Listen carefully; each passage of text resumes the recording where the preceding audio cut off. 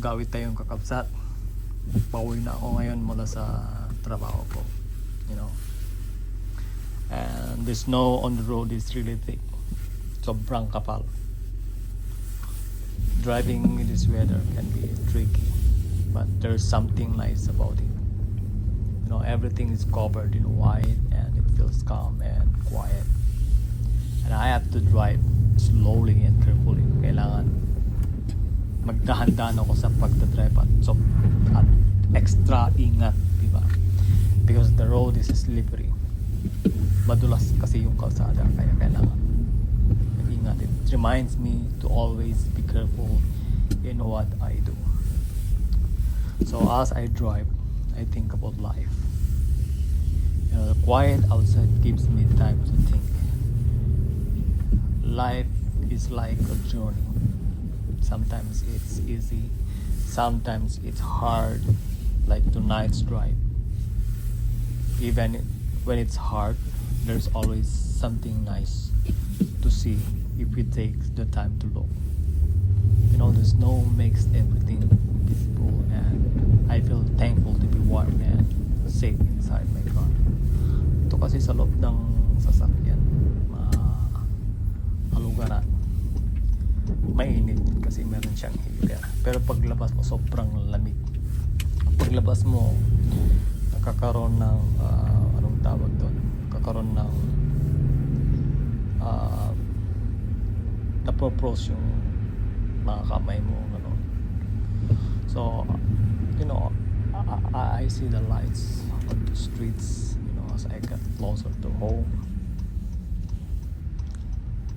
So they make me feel good because home is near, malapit na yung bahay. It's like every journey has signs to guide us. Signs parang ganito. Makita ko yung mga street lights, yung mga buildings. So even when we can see everything clearly, we just have to trust the path we are on. Kailangan mag-trust tayo dun sa path natin, sa daan natin, as long as kasama natin si Kristo. So this drive reminds me of hope. It's like snow will stop and spring will come. Siyempre hindi naman palaging nag-snow siya, di ba? So tigil siya and then spring will come, tapos summer. So you know, tough times will end. Yung hirap, di ba? When I think of Christ, I feel peace. It gives me hope and shows me that I am not alone. Gaya dun sa kanta na Footprints in the Sun, di ba? Alam niyo yung kanta na yun. With faith, so we can get through anything. So as I get closer to home, I feel happy and relieved. Soon, I'll be inside, warm and cozy. But for now, I'm thankful for this drive kasi alam ko ligtas ako for the time to think and for finding peace in this snowy night. It shows me that there's always something to be grateful for. Every journey has lessons and moments to enjoy.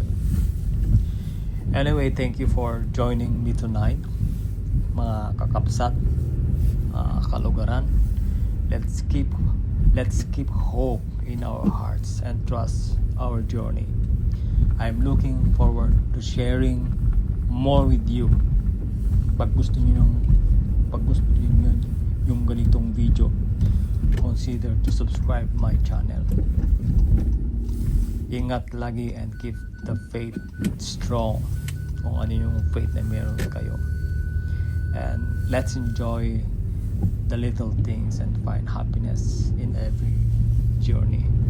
Maraming salamat mga kaigsunan, mga kapatid, kakapsat. See you again sa susunod na mga